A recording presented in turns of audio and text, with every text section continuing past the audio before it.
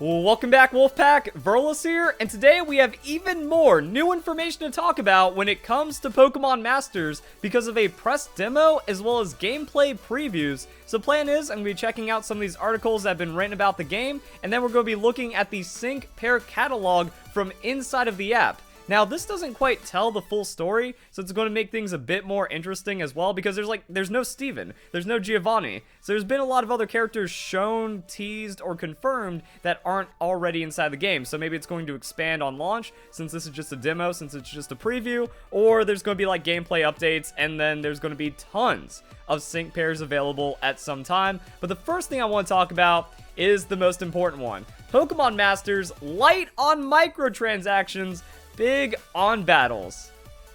And that's pretty much the takeaway that all of these articles, everyone that has already gotten their hands on Pokemon Masters is saying. It's not because they're paid off or there's some kind of shill or something like that. If you just look at the monetization inside the games, it's amazing. And one of the biggest things to point out is that Sync Scouts are the only monetization inside of the game. All other items like potions for battle can only be earned in-game. So all the upgrades, all the fun stuff like that, you have to earn it. So you can't just be some kind of baller, out of control, hundreds of dollars just dropped on this game. No, pretty much the reason why you spend money is to get a character that you really, really love from the Pokemon franchise, since every character can just level up to the max level through gameplay, and there's no disadvantage from not paying any kinds of money. So yeah, that's the biggest point that I wanted to put in the beginning of the video, because it completely destroys all the toxicity, all the negativity that we've been seeing from the Pokemon community lately. No, the Pokemon company is not this massively greedy company that only cares about making money because of Pokemon Go. We can see that they just want to deliver fun Pokemon games to us, and that mobile isn't evil. I don't understand this immediate knee-jerk reaction for any kind of mobile game when all the monetization for every Pokemon game has not been mandatory, has been incredibly fair, and doesn't even give you a massive advantage. So if you enjoyed that, if you enjoyed the video, don't forget to leave a like, share with your friends, and now we can go and talk about the characters as well. So it's just going to go in generational order, and we've already seen some hype right there. Blaine chilling near the battle, and we have Lorelei. Dude, when she showed up in Pokemon Let's Go, that was like the most hype thing ever, but it also just kind of shows we have a lot of cool stuff going on. We have most of the Elite Four from Generation 1. Chris coming into play. A lot of people are like, oh, they're just kind of bringing everyone when it comes to this game. That's pretty cool. I'm upset. I don't see my boy Morty. Hopefully he's going to be coming out soon. Whitney, she was in like a lot of the most recent gameplay previews and stuff. Claire, Bugsy, so a lot of other characters. And they're actually just kind of like, you know, it doesn't seem like there's any limits, because we have Janie. It's like, oh, so Koga? No Koga. Going into Janie, Kanto, Johto, crazy mix-up and stuff like that. Then even more Elite Four. So this is pretty much it. Like, we have the main characters, we got some Elite Four, we got some gym leaders, and, you know, seems like almost everyone is here, or everyone will be here at some point. Now, funny thing is, I feel like they only put the twins in just as a meme, because people would be wondering, how are you going to have two characters represented in one? Now, they're actually separate sync pairs that you can get through purchases inside of the game and stuff like that. So we got some Frontier Brain action going on. We got Barry, gym leaders, Elite Four, but no Cynthia. So Cynthia was like shown in the first trailer about the game. So I'm wondering if champions are going to be unlocks inside the game, like as you complete a chapter, that's how you get red, that's how you get blue, that's how you get champions and stuff. So yeah, I'm not going to name all the characters by name. We got some Generation 5, Generation 6 right there. If you see your favorites, get hype. If not, they'll probably become available at some point soon. I'm actually surprised. It's like, yeah, there's even Generation 7 and a good representation when it comes to Generation 7. I hope Gladian's available at some point.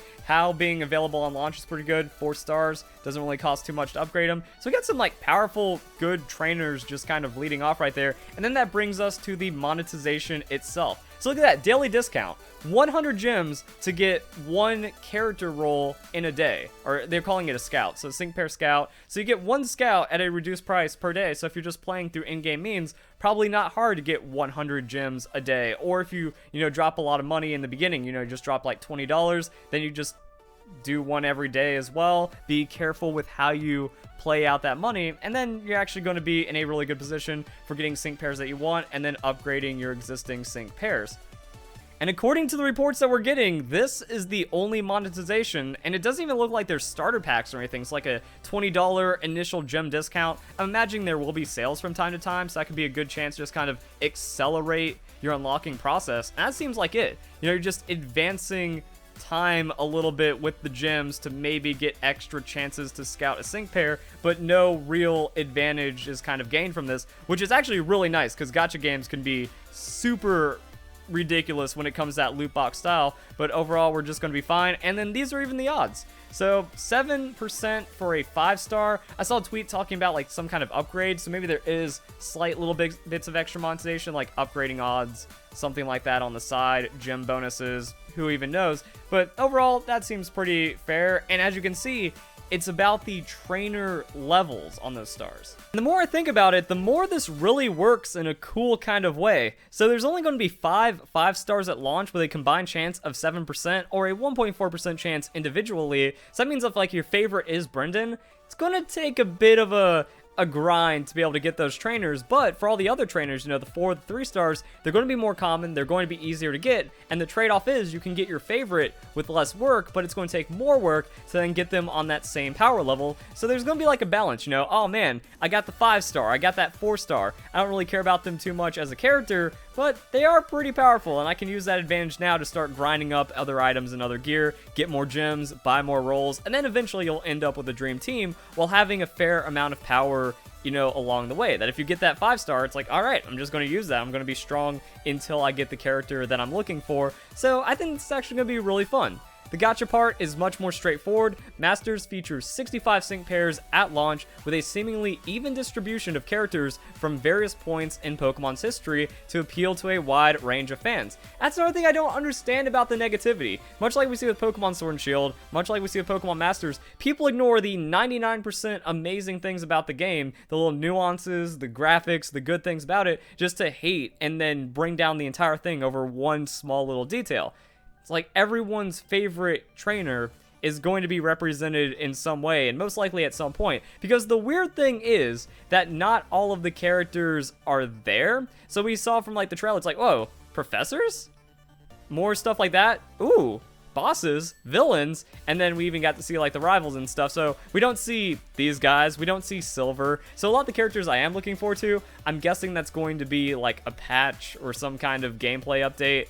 But that actually might be a better thing, because say they have Volume 2, or they have Pack 2, that means you're not like trying to get a 1 in 200 chance of getting one of your characters that you're looking for. I mean, even right there, like if you look at the promotional art, we have Cynthia, we have Steven, we have Diantha.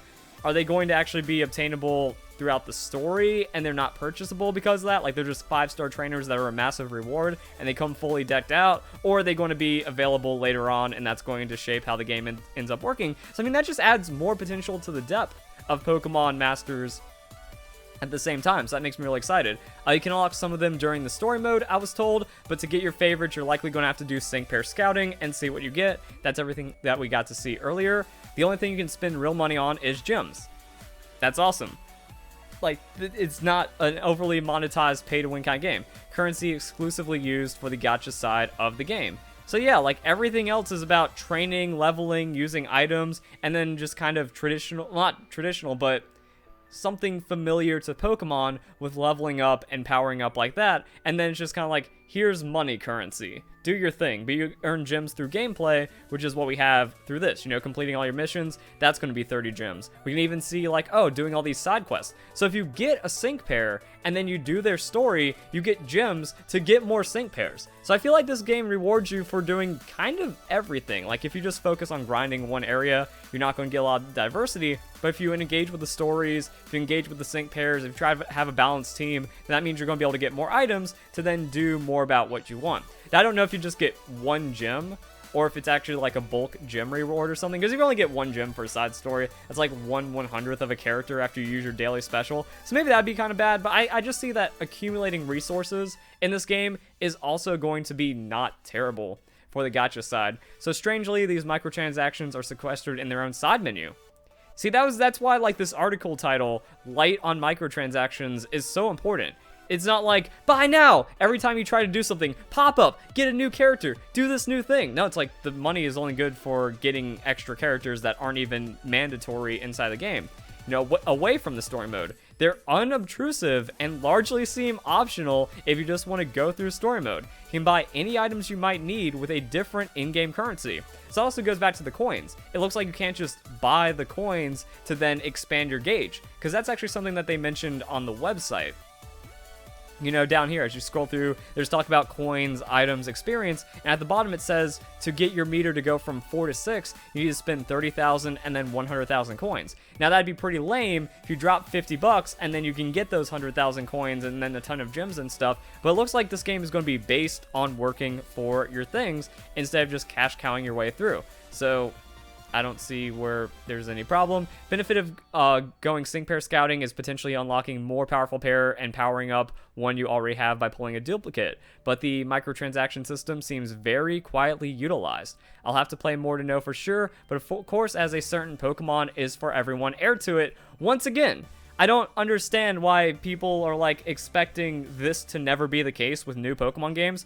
Pokemon games have always had that for everyone feel. Even with the first go at microtransactions with like Pokemon Shuffle and some of the later Pokemon Rumble games, it's not like, oh, you're a kid, you don't have money, go take mommy's credit card or else you don't get to have an experience. No, Nintendo's never done that. Pokemon has never done that. They're never going to be like that, and this game just kind of further proves that, as we have the best Pokemon games, Pokemon Sword and Shield coming out, as Pokemon Go is still going on, and yeah, everything's still looking pretty solid.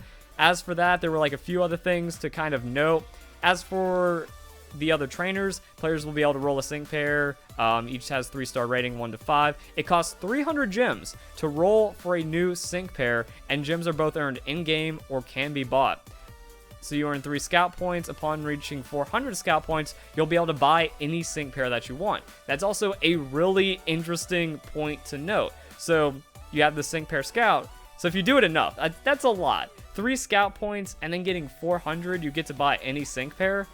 That's 133 rolls, but I'm guessing that the gems are going to be that common. Or if you pay a little bit of money, or if you get like the daily discount and you kind of keep going through it, maybe that'll be balanced. Maybe there's other way of getting scout points or something, like on duplicates or something. But overall, it doesn't seem really too terrible in general. And even then, if you're like the unluckiest person forever, or maybe you're waiting for that new DLC, you know, maybe the update is announced. They're saying like, oh, some trainers are going to be coming next week, next month. You save those scout points, and then when the new batch comes out, you instantly get the character that you've been saving up for. So that seems like something that'd be really cool. And I don't remember where I saw it. There was like another interview or another one that they were talking about where it was like, I think each roll costs about $2 in gems for each sync pair. So that is kind of pricey. It is kind of big, but overall it doesn't seem like it's necessary, and maybe there's gonna be like bonuses and deals and stuff like that and sales. So initially, if you probably spend like $20, $25, you'll be able to get a good start and do what you want, and then you can maybe use those more powerful trainers, power level, get more gems, do more story stuff, and then progress just like that. That seems to be it. My only downside on this game sounds like there's no PvP and there isn't going to be any PvP from what GameXplain said in their video, because I saw a couple comments on that. Didn't watch GameXplain's video, but they said that the developers want to make it more about co-op. I think that's a bad way of doing it, especially with like such a fair monetization system. I could understand it being bad or predatory if the monetization is like super pay to win.